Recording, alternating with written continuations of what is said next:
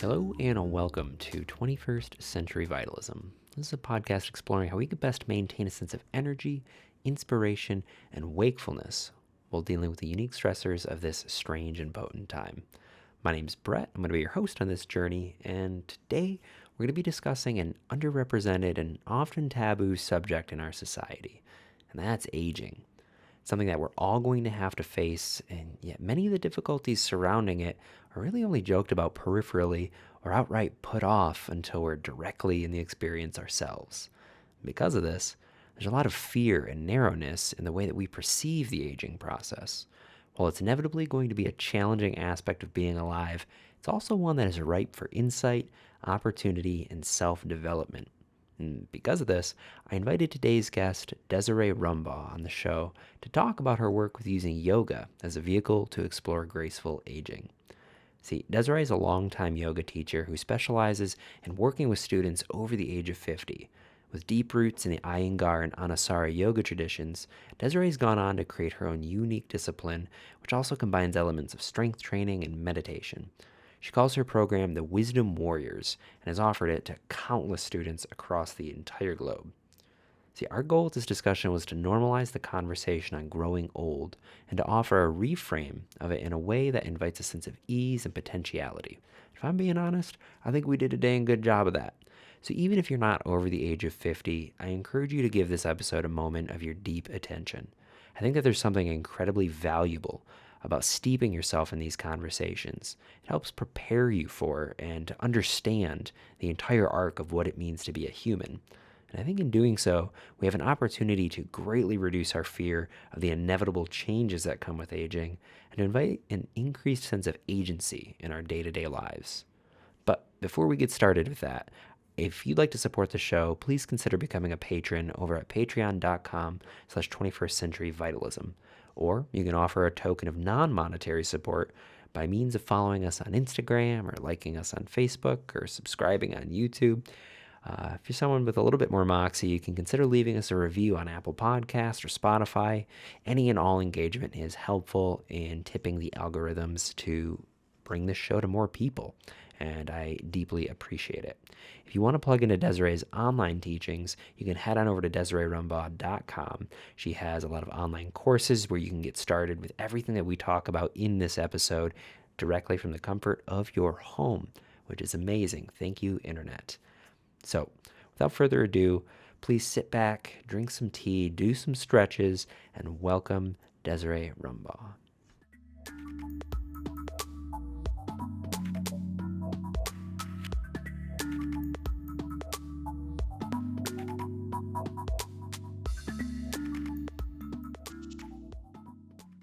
Okay, we are now live. Desiree, thank you. Hello, welcome to the show. How are you today? Great, thank you. This is fun. I'm looking forward to this. Yeah.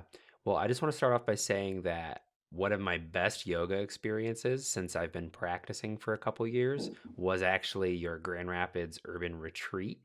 I really loved just your teaching style. That was my first interaction with you, and I just found that to be so helpful, and I'm still unpacking so much of that. So I just wanted to start by gassing you up a little bit and just saying thank you so much for just your dedication to this practice and what you bring to it. It's really special. Oh, I'm glad to hear that, Brett. I'm always honored when someone younger than me feels like my work is that relevant. That's awesome. It is. And I think where I wanted to start this conversation, because so much of what brings us to a practice is kind of the environment that we were in when we made the decision to start. So I want to go back to the beginning, when you first started practicing yoga, and what was it exactly that kind of spurred this interest in you to explore something like Iyengar, which I learned from your bio, and which is a very kind of intense vein of yoga. So, yeah, what brought you into this world and has kept you in it for as long as it has? Well, I started as a dancer early in my life. I was a dancer. So movement was always really fun for me. And then I started teaching aerobics in the 80s because that's what everyone was doing. But I went to an aerobics convention and I found one yoga class. One yoga class. This is like the late 80s. And I was out of curiosity, I just took it and I fell in love because the combination of dance and exercise, of course, was natural. And then I started seeking, and back in the late 80s, yoga wasn't a household word yet. So I found different things, and flow wasn't in existence, power yoga wasn't around. I found the Iyengar system, and it was so strict and reverent and regimented. I think that appealed to me because I was raised Catholic, went to Catholic school, and everything was really strict and rule oriented, which is odd to me now because I don't resonate with that kind of training anymore. But it got me introduced in a good way, and then I found Anasara from there, which was an outgrowth of someone, John Friend, who had studied Iyengar yoga, and then it all has evolved. It just continues to evolve so much from there, and been a passion of mine. I just knew that this was going to be my life's work. Wow. Yeah. What was like the turning point when you like recognized that? Was it that first class that you did, or did Yeah. it kind of creep in? Yeah. Well, Yeah. well, the first class was a huge aha. And then as I started seeking, I just couldn't get enough. Wanted more, more, more, more, more. And I'm driven. And then I've met so many others like me who are driven and passionate. And I just love being part of this worldwide community of seekers. Seems like I can Yeah. never get enough of asking the deeper questions. Yeah. So, with the Iyengar system, with the Anasara system, as I've been practicing it with one of your contemporaries, what I've noticed about it is, and what's really drawn me into it was the amount of internal awareness that it takes. I've done a lot of yoga in the past where it's kind of the teacher will stand up front and just kind of shout, pose, pose, pose, pose, and you're expected to just get into it with very little instruction.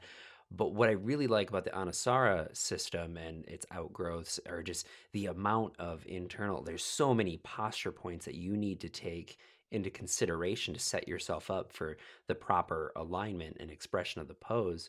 So, what would you say is like the most important element of that, and why is that so important to this system? Yeah, the way I look at it is this: without that instruction that's detailed and really opens one mind to new ideas, we limit ourselves with our beliefs. We just feel like, well, that pose is too hard for me. My back hurts during that. We start to have these negative concepts of what we can do and how we feel. And then when someone explains things in detailed way, we go, oh, wow, I could actually feel that. I think it opens us up to knowing our potential. And that's been a big one for me. Like, how can I keep growing instead of just reside in my limitations and have that small picture of myself? Yeah, I've noticed for me, like if I can't get to the full expression, I'm using my air quotes for Yeah. listeners, I'm still able to get a part of it and then be able to just express even just that one part. And there it does feel to be a sense of growth, even just within that, even if I'm not in the perfect back bend, I'm at least feeling the sense of getting on the path, which I think is really important too. Yeah, and I Yeah. think it changes our whole perspective on life and the problems we have to deal with because poses can present challenges or problems. So how are you going to get out of this mess?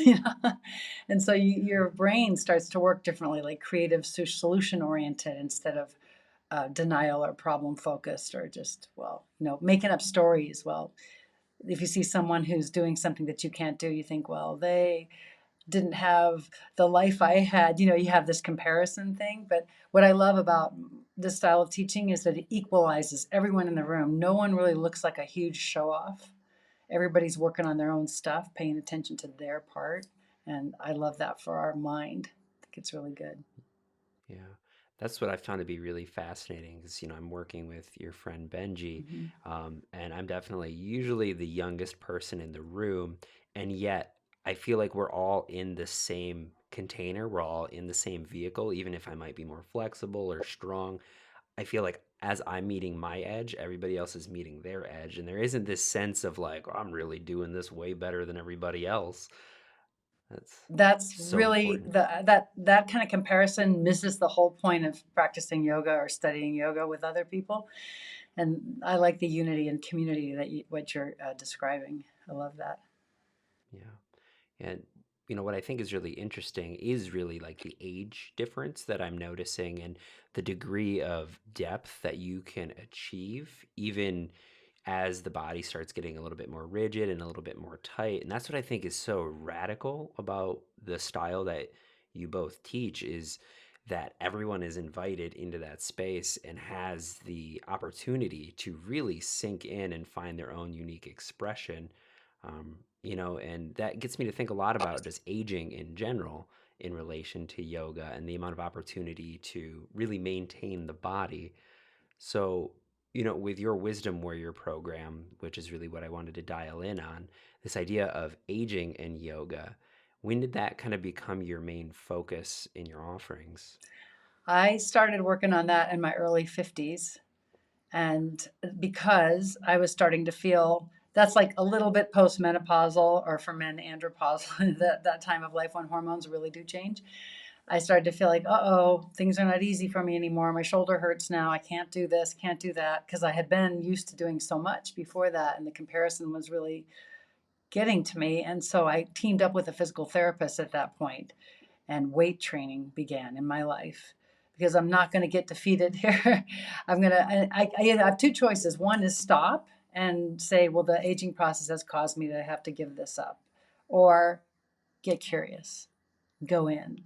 And so, with the help of, it really took a lot for me. This has all around 2013, 10 years ago. It took a lot for me to do the work I needed to do.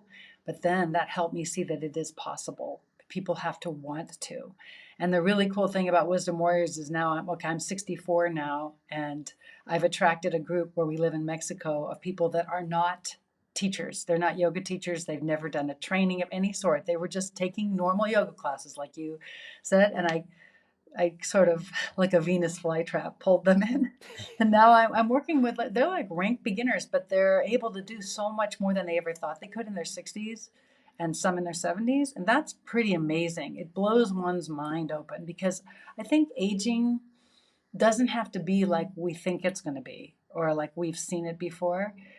Your cells don't know how old they are, you know. And it's quite, sort of a programming thing in our mind, how we put it, what we think about it. So I promote a lot of physical training for people who want to keep this party going, rather than bringing the practice down to a really easy level because you're old. I say, no, amp up how you're aging, instead of giving in to what aging is taking away from you, you know. So that's I feel really blessed that this is my experiment, and I get to keep this party going and lead others, and they lead me. So, I always wanted to make it look like, for you younger people, that this is not so bad. Yeah. That's my whole Thank you goal. for that I know, well, really, and compassionate work. there's people doing that for me too. I have people I look up to too, because it affects your psyche.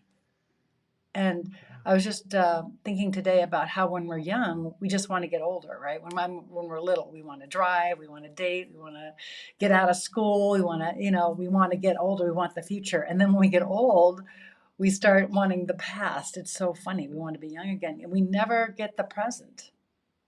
We're in one or the other, but we miss the present moment. So this work is helping keep me more in the present moment. Well, I think it's such a refreshing perspective, especially from somebody who is in the physical practices, because here in our culture, I feel like there's just a dwindling respect for aging. I feel like we don't really have like a role of the elder, or somebody who can actually celebrate the fact that they have aged and they've accumulated a lot of life experience. And this kind of feels like it puts them back in the focus. For themselves. Yeah, Yeah. the advent of the internet and all that it offers has made us a little bit irrelevant. Like, young people don't need to call their parents to learn how to make any food or deal with relationship struggles. They can just scroll Instagram and find an answer to everything. And I think that's kind of cool in a way.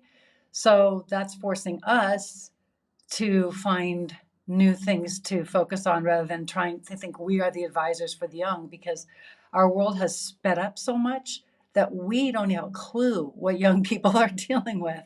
It's hard for us to even imagine what their life is like. So I'm I'm just adjusting to this, what I thought it was going to be and what it is. And I tend to let go of trying to do that for my daughter, and focus on my life, my friends, instead of just waiting around to be of service to the young. Does that make any sense? I just like, what can I Yeah. create now? Because I'm certainly not done yet. We might live to be 100. That means I got almost 40 more years, and I don't just want to sit around waiting for, somebody to call me up and ask me how to make meatloaf. Do you have a good meatloaf No, no, recipe I though? don't. I Because, don't care about oh, that. dang it. Yeah, I'm more dang interested in it. talking about how I can build my biceps and my shoulder strength. Like that. Like, Yeah, like yeah, it's a younger mindset. In other words, we're not done yet. yeah. It's such a refreshing thing to hear. I come from a city where what was modeled to me was that first form of aging, that idea that after you're 50, it is all downhill and it's gonna be terrible. And everybody would just say that and, like, yeah, enjoy it while you got it. So I think it's so important what you're doing and what you're offering. It's huge. It's there's the other way is so limiting. And I remember my grandmother, who was born in 1905, used to tell me when I was in my 30s, honey, when your children are little, this is the best time of your life. In other words, everything after that is downhill. I understand her now because you're not needed. Okay, so great, you're not needed. Then get out there and have life and travel and make friends and inspire each other and learn new hobbies. That's what I'm doing. I'm trying to learn new hobbies and speak Spanish. And the Yeah. brain can grow just like a muscle if you feed it with new knowledge. Yeah. So, as you're trying to instill this in your students, other people who are over the age of 50, what do you feel like are the most common blockages to kind of getting into that mindset and the growth focus? Like, do you notice some patterns that you have to kind of work with people with? Yeah, there's a thinking. It's two different things. One is people who are not in very good physical shape because they have injuries or limitations, like their wrist doesn't bend anymore or something, will be very afraid, and so we have to change that mindset to, instead of being so afraid, let's just work on what can we do to mobilize that joint, and also how can we find variations. Like, I've got one student who's amazing. She has rheumatoid arthritis and she's had it for 35 years and she's in her mid 60s now and she has to take medication. But sometimes she wears a wrist brace, sometimes she doesn't, and she still does all the things because she's works hard to overcome that. And so when you get around a person like that, you tend to let go of that feeling. Then the other type you get is the really athletic people who are super strong but not flexible at all. And then the ego makes them feel bad and they have to learn how to be patient, but with the right kind of instruction, all this detail, they can actually start to make progress too. So I'd say stiffness and injury, those are the two stumbling blocks that we find in older people. And it's a mindset, as you know. Yeah. Yeah, it's interesting because I feel like the mainstream view for a lot of people when they get diagnosed with something like rheumatoid arthritis or whatever XYZ, Osteoporosis, yeah. the common consensus is to, like, all right, well, that's it for my physical days, and then they rest. They're like, well, it hurts to do anything else, so I'm just not going to use it. I'm not going to develop it. So what you're suggesting is kind of the opposite of, like, leaning into it. With curiosity, and also people have really bad postural habits by the time they're older. And so to try to convince them, if you change your postural habits through these exercises, then this stuff will feel better. But you've got to change it all over the place, like the way you sit in your chairs, the way you drive in your car. That's what I try to inspire people to see. It's not just you're going to come to yoga class once or twice a week and everything's going to get better, because it will, but not to the extent that I want. So I'm an agent of Yeah. change and transformation. I love that.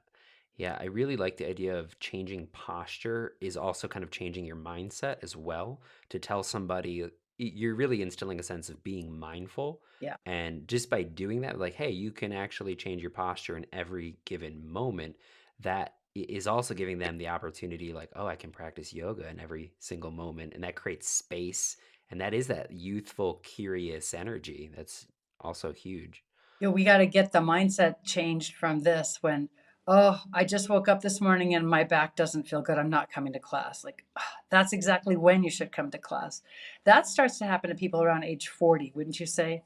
That's when people start to notice, I don't wake up like a spring chicken every morning. Sometimes things hurt, but then that's what the yoga practice, the asana practice is for, is to relieve your suffering.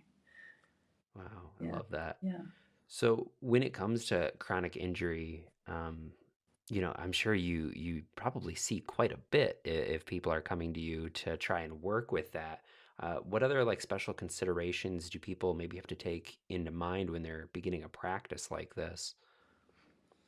Well, they really have to accept what's going on with their body and understand what's going on with their body. And that helps reduce the fear because when you have pain, there's so much fear. And I have people who maybe they've been an artist for 35 or 40 years. And so when you're an artist and you're working like this, you got the round shoulders and the forward head. So now they're always in pain and that everything hurts them. And then I have to work slowly, steadily, and then they'll text me after class and say, "Now my neck and shoulders are hurting after your class." I'll say, "Okay, so what are you going to do right now to get out of that pain? I told you how to. I sent you pictures, like that." It's a constant retraining. Yeah. See, I guess I'm kind of repeating myself, but I understand that mentality, and I try to work with it, but only if someone really believes they can change rather than I'm just going to go have a massage therapist work on this and make it better. That's really not going to be a long term fix. Yeah. And to try to get people to see that you're just really a bag of bones at any age that's held together by muscles, and you can rearrange those bones with your muscles. But you have to be interested and you have to be committed. And the practice of yoga, of course, is not just physical, but the physical is hugely helpful for the mental, as you know, because once you lose your ability, as you're saying, to do things health wise, when you can't walk up the stairs anymore without pain, life gets hard. Yeah. Yeah, people Yeah. get bitter. Yeah. Yeah. Yeah, it's interesting. As a massage therapist, I often tell people, like, I will try and instill the same thing. There's too many people out there that are trying to essentially get repeat customers. I'm like, but no, you have to work on this because it's only going to get more difficult. I can create a space for you to meet that within yourself, and I can give you some references and resources to go explore things on your own. And I've only had a few clients really take that to heart, and they've reported much less chronic pain. And I'm like, that is what I'm here for, is to point you in the direction of your own aptitudes.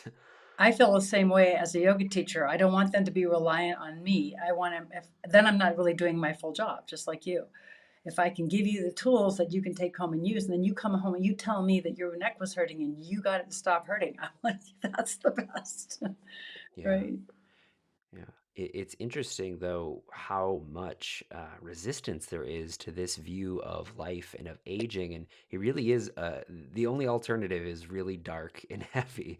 And that, I mean, we're just on a downward spiral and it's only going to get worse and worse. And I mean, maybe there's an element of that, but at the same time, there's so much creativity and flexibility that you can express through that, and it really is a binary situation, right? It's either you're working on your health or you're gonna just grow ill. And it's amazing how so much of our society has chosen the latter. Well, it's been modeled. And Hmm. I want to be the type, I want to be 80 with a positive attitude. This is my hope. And when I'm working out at the gym now, I'm thinking about myself 10 years from now. And I always want to live like that. Like when I'm 80, I want to be thinking about my 90-year-old self and making her positive and inspiring for myself, not just for others, because I don't want to live with an uninspiring mind. Yeah, wow, I love that. Yeah. Something I really respected about your style when I was training with you is the emphasis on strength training. I know that you've incorporated a lot of that. So, what is the role of building muscle, especially while Oh aging? man, I went kicking and screaming to the gym in about 2010. I did not want to go, but my daughter was a trainer and my husband's a weightlifter. So it's like, okay, if you can't beat him, join him. I didn't even understand it at all. And my daughter said, "You have turned into, from your yoga, a pile of rubber bands, mom. You're just like loose rubber bands. You're not integrated." And that's why I was having the neck and shoulder problems because I could push my flexibility, but nothing to hold together. So the weight training, I hired trainers. I've been very fortunate because when you don't know what you're doing at the gym, it's like when you try to practice yoga and you don't have anybody guiding you, you don't know what you're doing. You're not going to get results. You're probably not going to fall in love with it. It's not going to make you feel better. So this is just a pitch for finding someone to show you the ropes. And then now I am more seasoned and I understand the mind muscle connection. And so all these neck and shoulder problems I used to have, I don't suffer with that anymore because everything is more held together by this strength. And if we don't use it, we totally lose it. Like most women, especially, do not have upper bodies that are built. And so they can't do push ups, they can't lift anything, they can't push anything overhead. And that just will start to fall in on itself. So my physical therapist and my weight trainer, both of them, the physical therapist teaches me how to mobilize stuck joints and how to understand why things hurt. And then the trainers help me understand the mind muscle connection because I also have to say that weight training is not fun for me. I don't love it. It hurts. Yeah. So Yeah. anybody who's thinking they're going to go in the gym and have a good time, if they're not used to that feeling, but maybe they feel that way about yoga too. Maybe that hurts to some people in a bad way. For me, that feels delicious. I just love stretching. So you have to cultivate a taste for both the stretching and the building of the muscle that's holding your bones and the balance. Like if your quads are too tight or hamstrings are too tight, you need to understand that. And built Yeah. muscles just function a lot better. Like I'd rather have a weightlifter in my class any day.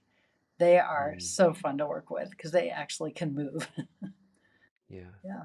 So I know there's a lot of different philosophies but behind weightlifting and Mhm. strength training. Have you found one that works for you or that you suspect might be more beneficial than the other ones? Oh, yeah. Because it is such a wide field Yeah. of practice. Well, so what I've noticed, I've been very fortunate. I've hired two different trainers in my life, and they really, really understand the body and the mind muscle connection. So one of them, he just said to me today, I'm not going to write you a program because it depends on how you do it, not what you do. So if you want me to write, okay, do 10 squats like this, and then it totally depends on where your mind is, which is so much like yoga. And what's funny is that I'm a yogi for all these years, but I couldn't translate that in the gym. Most people in the gym are just picking up something and then putting it back down. They're not focusing on the bicep and really squeezing that when they're doing it. I don't know. Do you lift weights? I do, Then you yeah. I know what have a I'm talking trainer who, about. You can yeah, you can do 15 reps of something up and down and not have it affect you at all in a good way. And you can screw yeah, things up too. So I love that. I think weightlifting and yoga, they're both mind, muscle, mind, body, connective, present moment, focused trainings that are just good for our brain. yeah.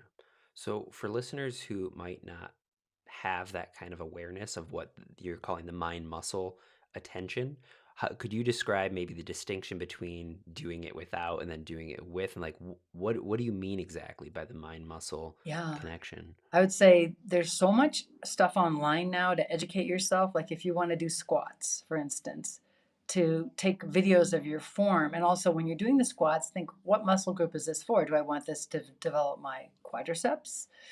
To my inner thighs, my butt, what do I want? And then when you're doing the squat, can you feel that muscle working? Or are you just counting? Okay, I did 10 because it took me a while to learn that. And I feel like as a yogi, I'm so connected to body mind awareness, but I wasn't. Maybe I ought to start training people because I was so slow. That's the way Mm, I feel yeah, about a lot of things. When it's so hard for you to learn something, you actually could become a great teacher of that. I love that because it takes me a long time to do anything. Yeah, yeah, yeah. If it comes naturally to you, you probably can't break it down for other people. And so, Interesting. I love that. yeah, yeah, maybe it's just I'm just putting a pitch out there to go on. There's so many people training online now, and see if you can find someone that explains it that way because they're so good. Trainers are really, really educated. Yeah, It's yeah. impressive. I I've been working with a guy who's been doing it for 40 or 50 years. Amazing. He's a very intense man, and the kind of workout that we do, I think it's considered high intensity interval training. Hmm. Maybe I might be misnaming it, but it's only 30 minutes. Whatever you do max weight. You can probably only do 6 reps. And the way that he walks you through it, I mean, there's a lot of intensity, but you're really engaging the entire muscle. And you're trying to get it to burn out, and he always emphasizes that it's not as much about lifting the weight as it is how you set it down and the measure and control for how you extend out. That's really where you're going to get the best bang for your buck. So just having that, we do the same thing every time, and you can only do an hour a week. And it's been amazing, but it has also pushed me to that limit where I am being forced to really be with the muscle as I'm working it. And as you're saying, as somebody who's does a lot of yoga, I meditate a lot, I have internal awareness. It's difficult to stay with it when it wants you to stop, and the guy's saying keep Oh going. It's like, oh man. my god, what does that mean? I know. And the other thing I've noticed is I can do more than I think I can when I put my mind to it. Like, these shoulder raises. One day he gave me heavier dumbbells than I've ever used, and he said, "Don't lift it with your hands. Lift it with your shoulder." And oh, okay, because with my hands I can't, but with my shoulder, then I can. So I'm having fun with this. So I'm trying to make a pitch to people who are older. If you have not started weight training yet, everything you read now in the New York Times, every doctor is saying that's what older people need is resistance training Yeah. with body weight Yep. bands or weights. Cardio, great, yes, but if you don't do resistance training, your muscles are going to weaken because you lose after 50 anyway. And so you're going to end up not being able to hold it together. You're not going to be able to climb up the stairs. Your knees are going to go, hips, everything. You're not going to be able to get up out of a Yeah. chair. Yeah. And even talking about just the effect that it has on mind, Yeah. I find that when I'm in like a really heavy workout and I'm being encouraged to go past what I know my limit is, that also translates to how I carry myself in everyday situations as well. Have you noticed something similar? Because we talk about that with yoga a lot, but have you noticed the emotional cognitive benefit of strength training? Like, how has that affected you in that way? Yes, because the our brain cells shrink or die or whatever as we get older a little bit and we start forgetting things, and it's harder for us to focus. Our level of sleep quality can diminish. And so if you aren't exerting yourself, that's when I think the problems start to arise. So that's why I'm fortunate that I can exert myself and get others to exert themselves in a fun, playful way, and to be pushed. I was reading something that said always attend classes and work with people where you're not the strongest one in the room. If you're going to Yeah. classes where you are the best, the strongest, whatever, you're in the wrong class. Like always reaching is a really interesting concept instead of expecting people to make this easier for me. But Right. Right. you have to have the ego that will allow for that. It's okay that I'm a beginner here, you know, Yeah. that I need to reach, if that makes sense. That's going to keep my brain functioning in a way healthier way than, because I think a lot of older people, we've worked so hard in our career that we've mastered it in a way and we're really good at that thing, but that means there's a whole bunch of other things we have never tried.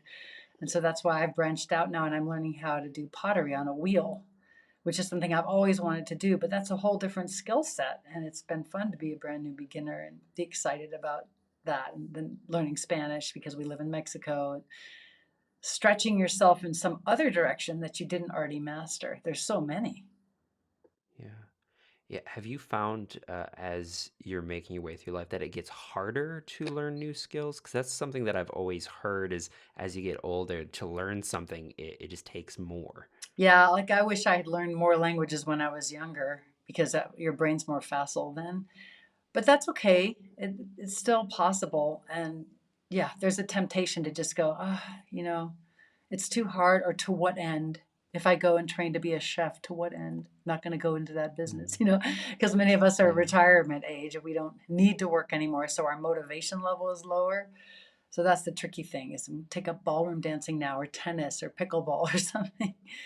And Yeah. to associate with people who are also like that, always to find people who are movers and shakers, if that's what you Mm. want to be, that. And it gets harder to make friends too, I have to say.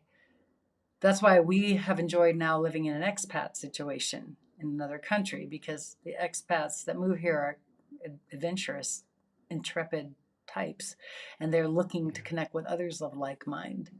So I'd say watch out for getting too comfortable as you get older, Yeah. you know. Yeah. That's something that having interacting with the folks that here in Grand Mm. Rapids and having my home base being across the state with all those people modeling a very specific view of aging, I do feel that sense of adventurous and that spark still being alive in one place and not the other. And I could see how that affects not only your mind, but also your body. And it creates this like stagnating Oof. effect. And I think that that is aging. That's entropy. That's what we're trying to mobilize against. Exactly. And I've always thought I should not make my life too easy so that I don't just end up on the internet in my 70s and 80s sitting around all day. I should have to go out in the garden.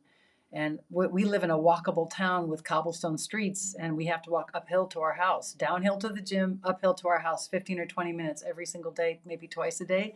That's actually been a big blessing. But some older people would say, "Oh, I'm not going to walk up that hill every day." Like, I'm saying, Yeah. I'm going to walk up that hill, and I'm also going to do the stairs, you know? Yeah. Yeah. I love that. Yeah. Yeah, so we're talking a lot about the physicality of these practices of aging, Yeah. the importance of keeping things mobile, but there is that other element of yoga that I think is very important, and it's even hinted at within the name of your program with the wisdom warriors. So I'm curious on, in the same way we can talk about the importance of movement for aging, what's the function of wisdom as we get older, and how do we cultivate that, and what would you be able to say about that aspect of it? Great question. One of the limbs of yoga is called swadhyaya, which means study, scriptural study and study of the self and self awareness. So read all the wisdom teachings that you can find. That's what I do, and listen to all the podcasts and all the great authors that have taken the ancient teachings and modernized them.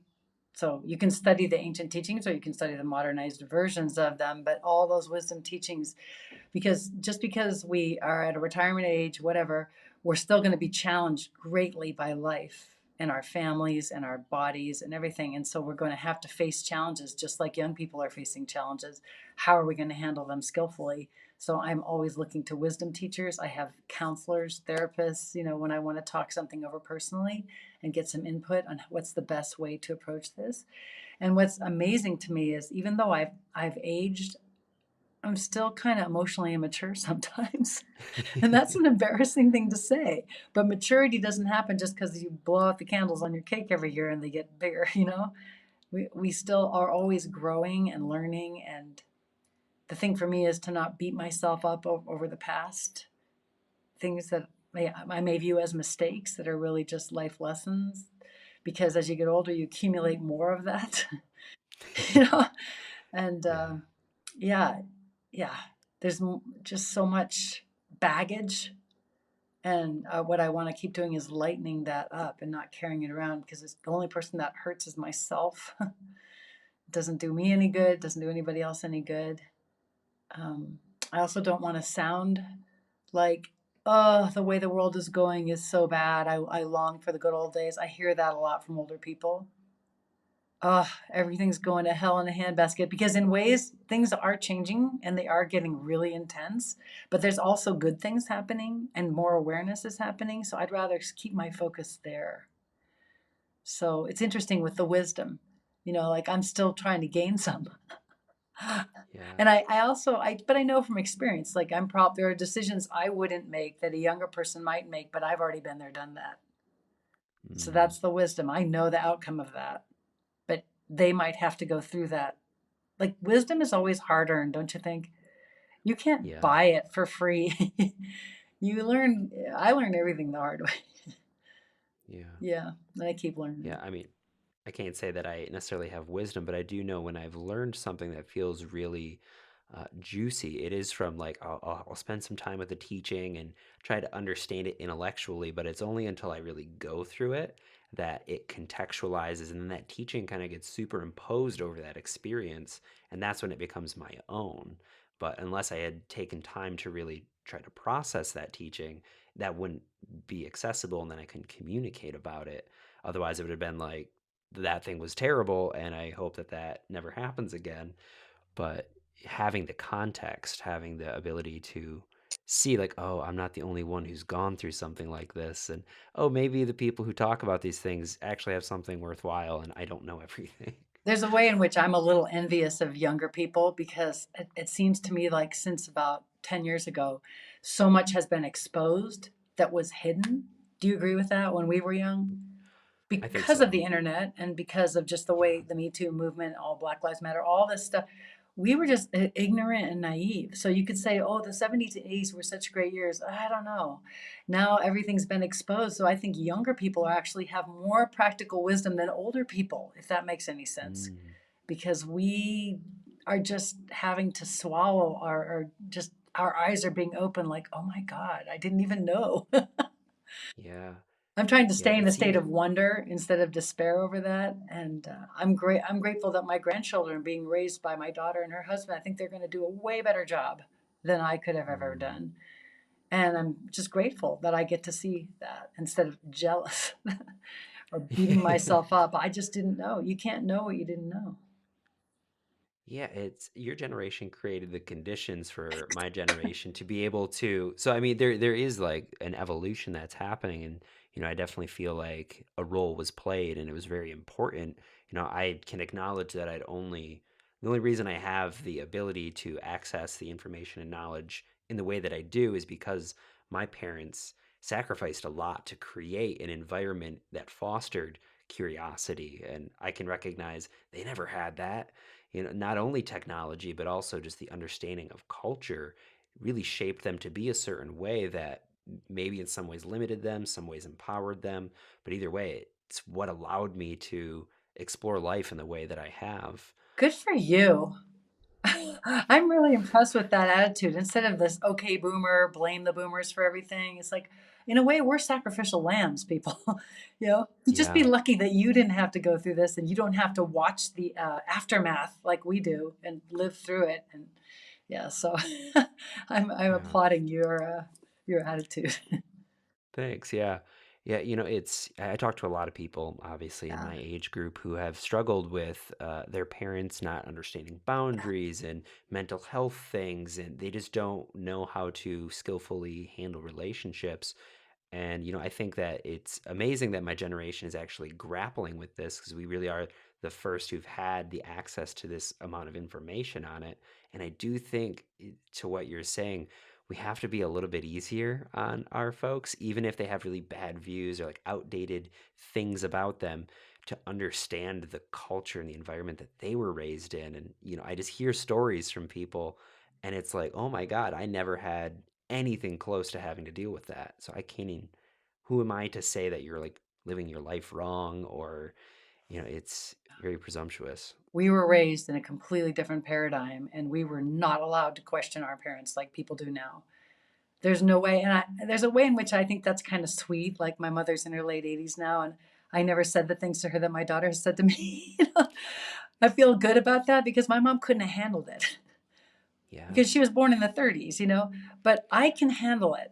So I'm not mad that this is being exposed to me and I'm having to face some things that's actually growth producing. But not Mm, everybody has that ability, and so that's another part of wisdom warriors is you have to be so strong internally to face truth even when it hurts and to not let your ego get in the way of what's real and honest unless you want a nice fake relationship like we all grew up with, patronizing your yeah. parents when they get older, patting them on the head. I don't Yeah. want that. Yeah. She doesn't want that. Right. So yeah, it's good. Yeah, that's a very commendable approach, and I think it's really important to, yeah, just acknowledge like understanding different people's capacities and only speaking to what you think is actually absorbable and receptive to. I think we attribute a lot of our qualities to people that just don't have the same access to that. And not to say that they don't, but they just haven't developed it. Just understanding who you're talking to and how they could receive something, I think, is something that my generation maybe struggles with. Yeah, and I see, could this see. all goes back to strength, doesn't it? Like I have to have this inner strength and this outer strength, and I have older friends who have hearing aids, and they handle this in different ways. Some of them get really upset with noise, and they have to leave, and then we can't hang out with them. And some of them just adjust their hearing aids or go along with it. Like these are the things that we'll face. Those are real things, and it's just interesting to observe different ways that people handle these things. Yeah. I really like the quote, and I'm probably going to butcher it, but essentially, instead of covering like, if the world is really thorny and prickly, instead of trying to cover it with leather, maybe cover your feet with leather instead. That Exactly. idea, You don't try to get all cultivating, everybody to conform to the way you need them to be. You change yourself. That's the whole deal with yoga. yeah. Wow. Yeah. So how does physical practice itself, because that is often what most people do when they go to a yoga studio. I mean, there's definitely the philosophy and the other limbs, but how does physical practice itself translate into wisdom? How does that kind of seep into your daily lived experience so you can start connecting to your own wisdom through this?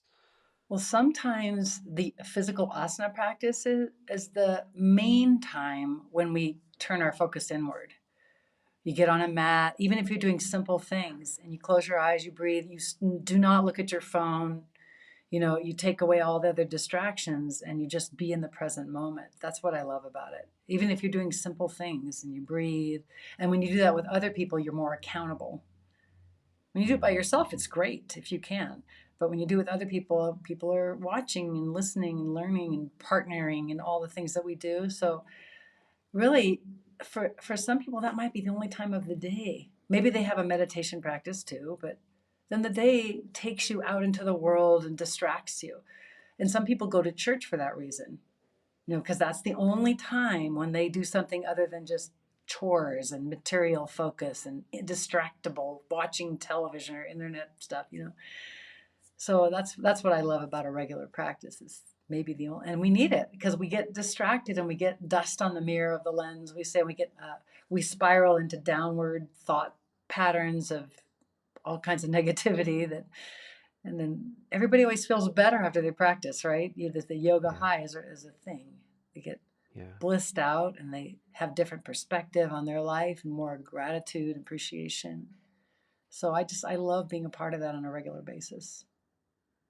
Do you feel like it has seeped into your life in a way where you feel like your baseline level of presence is typically less prone to the downward spiral? Or do you only feel it within the confines of a class? Or I guess I'm just looking for Yeah. that, how that intersects with daily live, going to get Yeah. groceries, or you dropped a coffee mug and Yeah. Oh yeah. I would say that I can see that in my husband and I, the way we interact. If you drop a coffee mug and it breaks, it's like, oh, get a broom. Not, why are you so clumsy? Because we have learned to take responsibility. All the teachings kind of are in us, and we realize if you escalate this thing right now, you're going to make it worse. So they didn't do that on purpose. And I think about young people who are raising little kids, and they cause tangents. You just want to yell at them. You're like, they are just little. That's why I wish I had better when I was a young mom. I didn't have this in my. I was practicing yoga, but I was too new at it to really take it in. And I see this. I see a lot of good parenting advice and relationship advice being given now to embody the teachings in your everyday interactions because that's where it really matters. And to also walk around with a sense of wonder and awe and notice things. And what I love about Mexico is that people say buenos dias or buenas tardes or buenas noches when they walk by you. It's just impolite not to. That's not the same in the United States. People just yeah, walk by each other mostly, right? avert their gaze. Yes. And Yeah, even here sometimes that starts to happen, but I am constantly reminded you're not it's very rude to text somebody without saying buenos dias. So now when I text my American friends, I'll say good morning instead of just, did you remember to do the like that? yeah. Just a Yeah. human kindness and consideration has come in. Mm. Yeah. So, what do you think predisposes us to that more agitated, the habitual response? Say that your child comes in and breaks something that you value, even though like, there's no way that they could have known X, Y, or Z would have happened. Like, what do you think that initial like, "Arr," like, where does that come from? My first thought is ego. Like, you broke my thing. And now I've made the thing is more important than your feelings and our relationship. And that's an easy trap to fall into. uh, you were late. How come I had to wait for you? Not like, are you okay? you know, Yeah, we value our stuff, our time, our things more than people. And I don't want to be like that. I can come across like that, but I don't want to be like that. Yeah. Kindness, love, these are the qualities I would like to have be more prominent. Yeah. That's basically what it is, right? That's why we're here.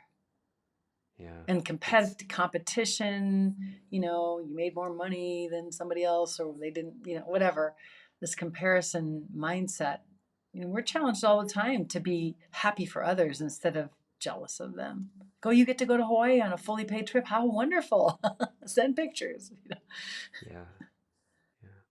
Yeah, so does what is yoga's view of ego? Like how do we end up with such a constricted sense of territoriality to the point where we're like we need to go for a practice, like we need to kind of untangle and figure that out. Why isn't that just like our natural state? Does Oh, yoga I don't know. have Don't you a think it's view? human? Like a 2-year-old is all like mine. They don't want to Yeah, share. They have to be taught like that. I think it's human nature. I think it's built in to our yeah, limbic system is to search for danger and watch out and all that. So we have to like tame the ego and the mind, which is what the practices do. Like the wisdom rises over the animal instinct to claim what's yours and take everything personally. And the person, like, he's not ignoring me. He's just working. This happens yeah, in relationships when people live together. Like, why are you not talking to me? Because I'm working. But then to yeah, realize if I don't pay attention to them, this relationship is going to start to wither like a plant. So let me put this down and give you a hug right now. I think it takes a yeah, lot of skill to live with somebody. You know, it's easier to live by yeah, yourself. yeah. But when we live with others, we get challenged. Yeah, and in some way, we're always living with others. If you go to the grocery store, It's if true. you're stuck in traffic, It's if you're true. working with people, there is a sense of that. We're always being asked to kind of understand the dynamics of our ego and how it wants to seep in and take control and be really possessive, and that distinction between the animal instinct and wisdom. You just said the wisdom kind of rises above. If the wisdom is not from our animal bodies, then what exactly is the wisdom? Is this too heady? If this is too heady, No, just no, let no. I me think know. I get what you're saying because yoga is a connection between the body and mind, between the mortal and the divine. And what we like to say is it's so beautiful when you combine the two and you can exist in the physical plane but have divine consciousness at the same time. Why do you have to wait till you die to release this mortal body? And then you see the light. So that's kind of what we're trying to do is bring that light in while we're still embodied. Which Mm, and the earth is just a really tough place to live. It's yeah, constant lessons and it's a lot of disappointment and suffering, but you can rise above it. You can have pain, but not suffer. This is one of the teachings. You have to hear that thousands of times before you realize. I realize I'm causing suffering because of the way I'm thinking about this. If I could shift the thinking, which might take a lot of counseling sometimes, then I won't suffer anymore. It's just the way, it's not the thing, it's my thoughts about it, yeah, right? yeah. And going back to just bringing like your focus with the wisdom warriors, that really creates a much bigger context for what you're doing, because one of the biggest things that causes suffering is the fact that we're in aging temporary bodies. So changing the way you think about it to be an opportunity to keep expressing flexibility in an emotional sense, keep Yeah. expressing gracefulness as you do that process, that really does feel like one of the most liberating things we can do, maybe one of the most difficult things to do well. Why are we so shocked that this all is impermanent? But we have to remind ourselves it is all impermanent. Everything is impermanent. Everything you love, everything you do that you appreciate is going to go. So please don't be so shocked. Yeah, Please be expecting that. And then yeah, it increases your gratitude and your appreciation of everything. yeah. Yeah, it's interesting how, this year I really just started to notice what was impermanent was my hairline is starting to, and Oh, there was man. this, it was a brief kind of conversation I had with myself of just kind of like, okay, so this is happening. I knew it would end up happening, but it still came as a shock. And I imagine as people are, I'm only turning 30 this year, so I haven't felt the full brevity of the body starting to Not ache yet. in these Yeah. ways, but people still are just caught off guard, and then the Totally. tendency I feel like is to maybe numb out from that very raw reality, kind of go into entertainment, into discursiveness and habituation, and all of that to just cover up from the very raw sense of like, oh, this is deteriorating to some degree. That's It's hard, and I think that's I find in our age group a lot of drinking. You think hmm people drink in college? Just wait till you get in your 60s. And I get it.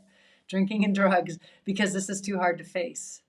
yeah, And so that's where you need practices and tools to understand the bigger picture yeah.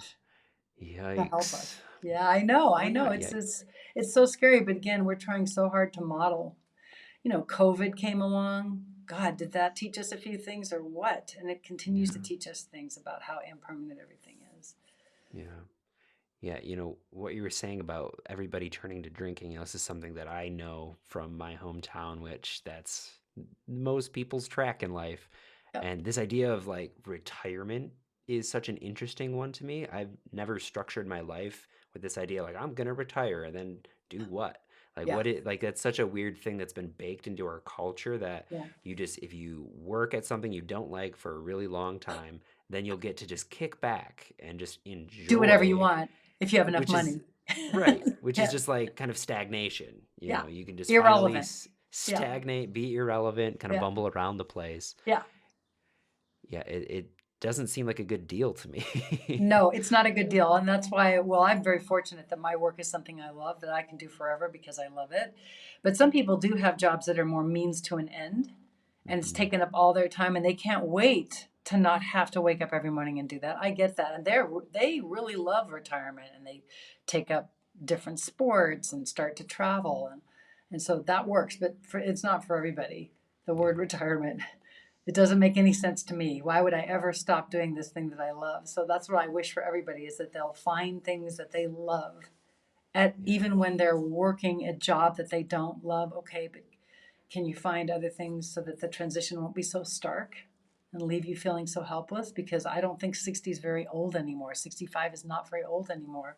We're going to live longer. So we need to be having things that keep our minds and bodies occupied and make us feel like we're contributing. And whether that's volunteer, I don't need to get paid so much. It's okay. I make pottery, whatever. I just love interacting with people and learning new skills. But yes, retirement is something that people very much struggle with. And then I have this thing about living alone in older age. I don't think it's a good idea. From what I see, I mm-hmm. think it's a scary thought that Yeah, there's too much isolation. So if people can figure out, they don't have to be married, but can they figure out how to live with roommates or in communities, some way where they're not soaking around in their own thoughts all day. yeah, If you're not going to be out in the world working every day and interacting with people, then you need to be making food with them and gardening with them, or you know what I mean, something like yeah, that. You're yeah. going to go nuts. That kind of seems to be like one of the elements of entropy is that going into the thoughts. And I can imagine that as you get older, you have a lot of thoughts because you've had a lot of life. There's a lot of things you can analyze ad nauseum. Yeah. So just turning yourself inside out, it just seems to be such an important element. And yeah, living with people. I've pretty much always had roommates in my adult life, and even when I'm like financially stable enough to have my own place, I kind of just still want roommates. And I that they're actually like that. annoying, that people are annoying, but silence is deadly too. And that Yeah. if you don't have a social life, I don't know. Some people would argue with me and they'd say, no, I like coming home and having everything just the way I like it. There's danger in that. Yeah. Talk about getting set in your ways. So this is my point and my plan. I have a beautiful marriage right now and I'm enjoying it. But if I outlive my husband, I'll be creating the Golden Girls for sure. And we'll Yeah. be traveling and we'll be, making stuff happen. That's my I plan. I love that. And there was something that was saying that like loneliness is like one of the biggest predictors of like even like cardiovascular disease. Like it affects us on a physical level. And I think it's probably what most people do end up fearing. It's not necessarily being alone, but loneliness. Like, am I gonna die alone? Am I gonna like we all want to like have a I think it's what draws people to marriage a lot of the times. It's like I just don't want to be alone going through the difficulty of life. And I think having Kula or yogic community is a really wonderful thing because of that too. Yeah, yeah, you really need each other. We do need each other, and we should be, like I said before, around inspiring people. Because okay, so you end up a situation with roommates, you get to have some control over who that's going to be, and if they're not right, then you have to change somehow. Yeah, I'm very big on making our environment supportive to us instead of yeah, toxic. yeah. But that's I not can think. easy for some people. Some people end up in toxic environments and can't get out, and that's a whole nother kettle of fish. Yeah. Yeah, there's one of the teachers that I follow. He's long since passed. His name is Dilgo Khyentse Rinpoche. He's Mhm. from the Tibetan system, and I just saw this wonderful quote where he said that the mind is like a precious gem, and it reflects all of your relationships and your environment. So like, do like pay heed to who you're interacting with because they are informing who you are. Totally. And that's taking what you're taking in, what you're reading, what you're watching on TV or the internet, like all that stuff. And I think sadly, older people these days get sucked into political stuff that's not healthy and spin out negatively. You know what I'm talking about? And Yeah. watching that has been difficult because maybe they in their life they were never that interested in it, but there's so much noise in that realm that they get sucked in the drama. Yeah, I don't want to it's a go there. very stimulating. I mean, Yeah. I can point to all the mainstream news. I just had a media literacy teacher on the last episode, and that's something I think a lot of the older generations kind of struggle with. My generation too is understanding media literacy and like where are their sources? What are they actually trying to sell you? Is it the actual capital T truth, or are they trying to drum up your emotions so that they can advertise to you? Yeah. And yeah, it's some of the most lonely people who are the most vulnerable. Yep. And then it's a gossip culture. People love to spread bad news and get everybody all riled up. And oh, I just don't want to be doing that. I actually want to live in a multi-aging situation with kids around when I get older, because kids can be so annoying to older people, and that's super sad when you can't stand children's laughter and children don't even want to be around you because you're grumpy. I don't want Yeah, that. So I pay a lot of attention, you see, on both sides of my age group to see what's the best choice I can make. that's wonderful though. That's important, and Always I think 20 years older, 20 years younger, at least to go out like that far to see what you can learn. yeah, that's so important.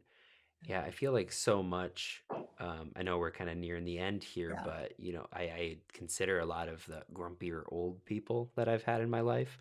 And how much trauma has to also be the bedrock of that. That just never gets checked, and again, they didn't have access, and it just solidifies into a just rock of just congestion and dissatisfaction, and it's just really unfortunate. Yeah. So these are some of the landmines I'm trying to step around. Yeah. you know, Well, it seems like you're doing good work, so so thank far you so so good. much. So Yeah, far so good. You never know what life is going to hand you. So we just got to keep dealing with whatever it is with yeah, grace. wonderful. Well, that sounds like a great place to end it. So, Desiree, thank you so much. This went by really fast for It me. did. So, I was like, Did. oh, Thank you. okay, it's an hour. All right. So, you offer online teaching, right? I have a video online platform, like a library on my website. People join, and it's not live, but I've taped about 75 classes there, so they can absorb my teachings that way. And then I'm traveling. I'm doing a few live events and retreats this year too. It's all on my website. I love working live with people when I can actually see what they're trying to do what from my words. Yeah, So both are good. wonderful.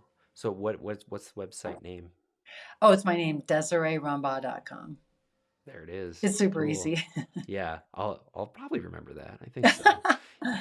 Okay. Awesome. Desiree, thank you so much for coming on. I really appreciate this. You're I so think it's going to welcome. benefit a lot of people. I So hope so. Thank you. we'll see you soon. Okay. Bye. All right, friends, that was the episode. Thank you so much for listening all the way through until the end. I really do make this show for you in particular. So if you want to stay plugged in with Desiree's work, as she just said, head on over to DesireeRumbaugh.com. She has a lot of amazing online classes. Having studied with her, I can attest she is incredibly skillful at helping you get a consistent yoga practice. If you want to support this show, please consider like, follow, subscribing on all the social media handles.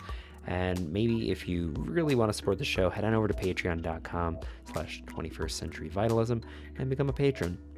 We'll be unveiling some more rewards with that. So other ways to engage with the show, and more opportunities to really allow these teachings and these conversations to seep in on deeper levels. So please keep an eye out for that. Thank you again so much. We will talk to you on the next episode.